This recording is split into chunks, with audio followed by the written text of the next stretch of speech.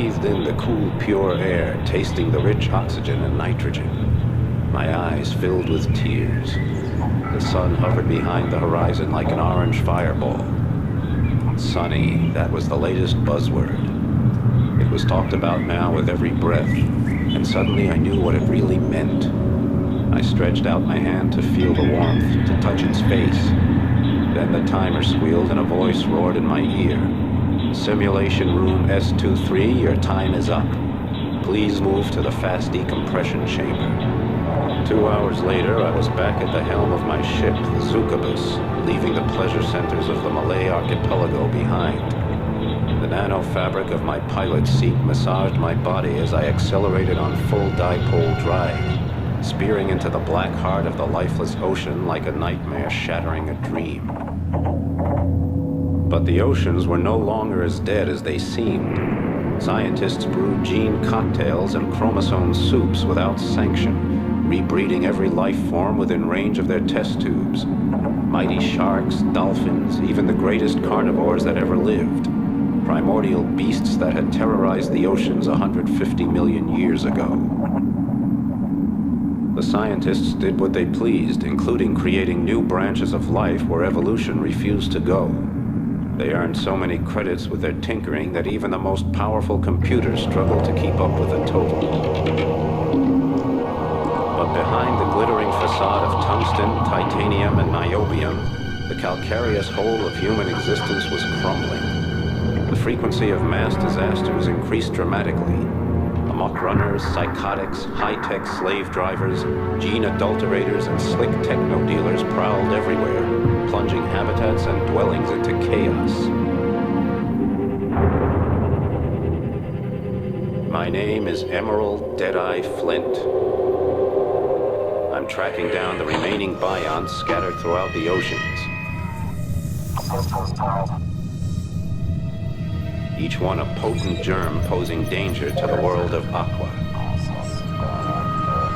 I carry out the Biont mission with my 4 wing pilots, Desgrange, Piccolini, Harper, and Bonham, and my onboard computer, Sally. My clients are international, representing every government.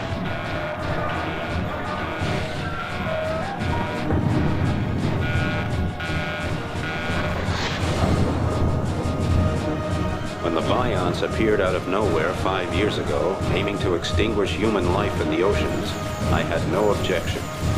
On the other hand, it didn't hurt my cash box any to give humanity a short reprieve, so I went for the credits. But during the destruction of the Bion stronghold off Australia, called the Survion, my friend Hong Long sacrificed her own life so I could place the final explosive charge. Now I don't sleep too easy. And I won't till every last remnant of the Bion threat has been eliminated. My last job was in Neapolis, the capital of the Atlantic Federation. Neapolis, home to the eccentric techno-bourgeois, a genetically zapped and nanotuned group wasting their senseless lives trying to establish the optimal political system in Aqua. All the while, Neapolis sinks deeper and deeper into a slick of pseudo-democracy, racism, techno-devotion, and corruption. Now the new line, who call themselves Democrats, are making the capital ungovernable, leading only to endless discussions, bureaucratic acrobatics, and a weakened city with a leaderless army. I was glad I was finished there and on my way to the tornado zone in the Eastern Pacific. People take drugs in the tornado zone instead of ingesting nanorobots for cures, and their free-thinking attitude translates into free action as well. I was homesick, and I missed every screwball and dangerous freak who'd be waiting there to greet me. On the way, I made a short side trip to the Argentine basin to see my friend, El Topo, the mole. Nobody pulls strings like El Topo, who can get almost anything done behind the politicians' backs. El Topo murmured something to me about an important job, a secret scientific sensation.